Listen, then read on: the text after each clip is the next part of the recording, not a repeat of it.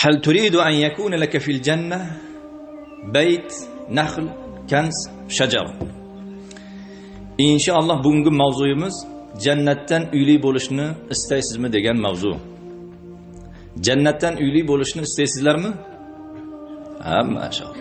Ko'chalarda katta qilib reklama qilib qo'yadi-ku, haligi bir yaxshi bir rayonlar bo'ladi. Shu rayondan uyli bo'lishni xohlaysanmi deydi. Taysinga qo'shni bo'lishni istaysanmi deydi. Bor butini berib o'shanga qo'shni bo'laman deydi. U yashamaydi u. U yashamaydi u yerda. Xo'p, u bilan qo'shni bo'lding nima? Payg'ambar bilan qo'shni bo'lishni istaysizmi? Sahobiylar bilan qo'shni bo'lishni istaysizmi?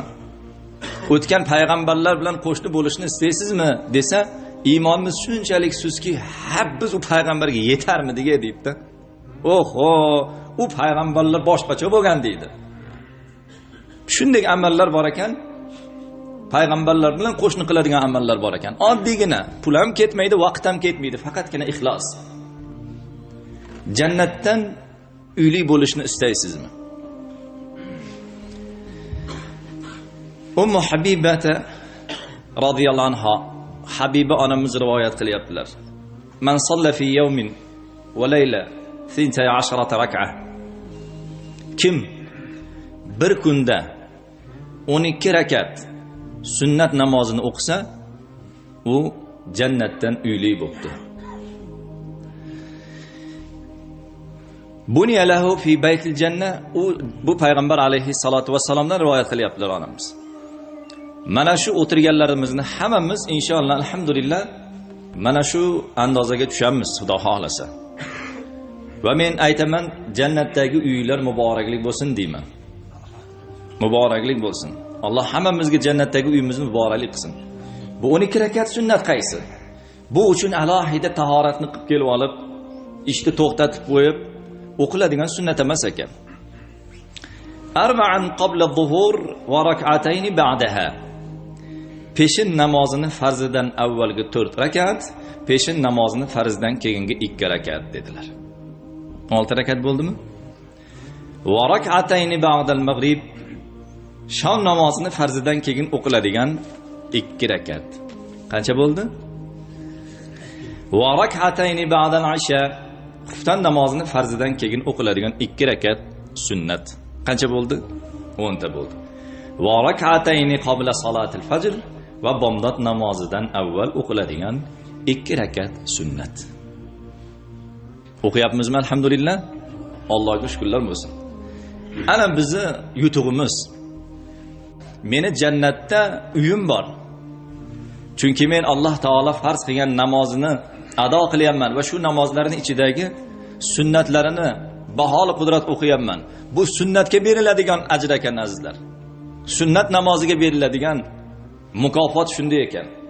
12 rakat sunnat namozini o'qiganga jannatda bir uy qilinadi dedilar payg'ambar sollallohu alayhi vasallam. Endi qarang, bu sunnatning hammasiga bir uy emas degan ekanlar. Ya'ni o'sha 12 rakat sunnatni bir kunda o'qisangiz, shuni hammasiga bitta uy demabdilar. Bomdodning sunnatiga bitta uy, peshinning sunnatiga bitta uy, shomning sunnatini o'qisa bitta uy, xufton namozidagi farzdan keyingi o'qilgan 2 rakat uchun bitta uy. Nechta uy bo'ldi? 4 ta uy bo'ldi. 4 mahaldagi sunnatda. Alhamdulillah. 4 ta uy. Hozir bu hayotda bitta uyimiz ham yo'q. U uy ham otaning nomidan. U uyda 8 ta haqdor bor. O'zingiz bunday olib qarasangiz bitta narsangiz ham yo'q-da bu hayotda. Haqiqatdan. Hattoki shu ko'ylagini yaxshi ko'rib kiyar edi, shu poyabzalini yaxshi ko'rib kiyar edi deb o'lganingizdan keyin shu ko'ylak bilan ko'nmaydi-da. Hammani bir xil qilib kafanga o'rab ko'mib yuboradi. Ana endi bizni jannatda qurib qo'ygan uylarimiz, jannatga ekib qo'ygan, mana endi hozir davomida o'rganamiz, yana nimalarga ega bo'lamiz inshaalloh. Har bir odam bu dunyoda hadib nolimasdan, hadib g'inshib xafa bo'lavermasdan, mana shunaqa bir holatlarda alhamdulillah, mana meni jannatda nimalarim bor? Uyim bor. Mana birinchisi shu. Mana rak'atul fajr khayrun minad dunya va ma fiha. Payg'ambar alayhissalatu vassalom marhamat qiladilar. Bomdod namozining sunnati bu dunyodan va dunyoning ichidagi narsalardan yaxshiroqdir dedilar. Jabir radhiyallohu anhu dan rivoyat qilinadi. Endi ikkinchi biz intilayotgan narsa.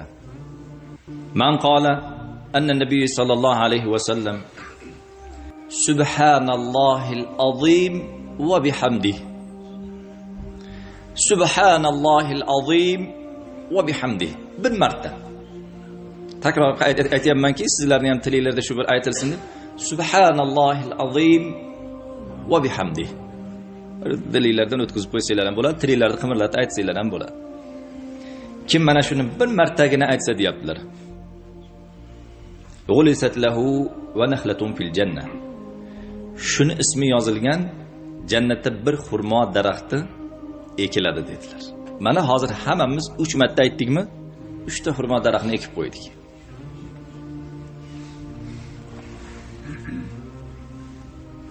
Uy, xurmo. Ikkita ketdi, endi uchinchisi. Abu Zar radhiyallohu anhu rivoyat qilyaptilar. Qala li Rasululloh sallallohu alayhi va sallam. Bir kun menga qarab turib payg'ambarimiz aytdilar: "Ala adulluka ala kanzin min kunuzil jannah." Bu dunyoni koni, boyagi humchani aytmayapmiz endi, kon, tilla konini aytyapmiz. Payg'ambar sallallohu alayhi va sallam Abu Zarga qarab aytyaptilar: "Bu dunyoning tilla konidan. Bu dunyoning tilla koni hech narsa emas. Men senga jannatning tilla konini aytaymi?" debdi. Shu jannatdagi tilla konni sohibi bo'lishni xohlaysanmi deyaptilar. Bala ya Rasululloh. Albatta ya Rasululloh, ayting ya Rasululloh. Qala: La havla va la quvvata illa billah. Bo'ldi. La havla va la quvvata illa billah. Mana azizlar, mana orzularimiz ushaldi. Hozir hammamizning jannatdan bittadan konimiz bor. Ikkita ayting, ikkita koningiz bor. Jannat vasi Ibrohim alayhissalom payg'ambar sallallohu alayhi va sallam merojga chiqqanlarida, "Ya Rasululloh, ummatlaringizga ayting, jannat juda ham keng." Ta'riflab bo'lmaydi. Bu aqlga uni sig'dirib bo'lmaydi. Jannatni kalimalari bilan egallashib olsin dedilar. Kalimalar bilan. Yuqorida aytdik subhanallohil azim va bihamdihini aytuvdik. Bizning nomimiz yozilgan xurmo daraxtlar ekildi mana. La havla va la quvvata illa billah deyuvdik. Jannatdagi bir tilla konini egasi bo'ldik. Bu hadisni bu 4-si endi. Nimalarni sanadik? Birinchisi jannatda uy. Jannatdagi uyga nima bilan erishdik? Kundalik sunnatlarimiz bilan. Bomdodni, peshinni, shomni, xufton namozini o'qigan sunnatlarimiz bilan jannatda mana uyga sohib bo'ldik. Undan keyin subhanallohil azim va bihamdihini aytib qo'yib nimaga ega bo'ldik? Nomimiz yozilgan xurmoga ega bo'ldik. Undan keyin la havla va la quvvata illa billahni aytuvdik, tilla konga ega bo'ldik. Bu dunyoni koni bilan jannatdagi tilla konni solishtirib bo'lmaydi. U adolat bo'lmaydi unda. Endi 4-chi narsa. Bu hadisni Abu Hurayra radhiyallohu anhu o'zlari rivoyat qilyaptilar. Man robbihi, bir kun payg'ambar sallallohu alayhi va sallam Abu Hurayra radhiyallohu anhuning oldilaridan o'tib qoldilar. Va huwa yag'ris g'arsan, u kishi bir ko'chat ekayotgan edi. Faqala aytdilar: "Ya Abu Hurayra, ey Abu Hurayra, mallazi tag'ris?" Nima ekyapsan deb so'radilar. Qultu ghirasan, ya Rasululloh, ko'chat. Oddiy ko'chat. Endi bir katta bo'lib bir meva berarmikin degan umidda bir ko'chat ekyapman dedilar. Ya Abu Hurayra, ala adulluka ala ghirasin khayrin min hada? Xohlaysanmi? Men seni shu ko'chatingdan ham juda yaxshi bir ko'chatni bilaman dedi. Bu ekayotgan ko'chatga kafolatam yo'q-da. Tutishi mumkin, tutmay qolishi mumkin, qurib qolishi mumkin. Uni sug'orishingiz kerak. Unga kuch kerak, lopotga kerak. Keyin endi uni yosh bolalardan, hayvonlardan yana uni nima qilish kerak? Himoya qilish kerak. Yosh bolalar sindirib ketmasin, hayvonlar tishlab ketmasin, yeb ketmasin. Bu ko'chatingdan ham yaxshi bir ko'chatni bilaman, aytaymi dedilar. Ayting ya Rasululloh, ayting. Shu ishlarni to'xtatib diqqat bo'lib turuvdilar. Subhanalloh. Subhanalloh. Valhamdulillah. Va la ilaha illalloh. Vallohu akbar. Nechta kalima? 4 ta kalima. Aytdilarki, sen bu yerda bitta ko'chat ekyapsan dedi. Xohlasang 5 ta ekasan, xohlasang 10 ta ekasan dedi.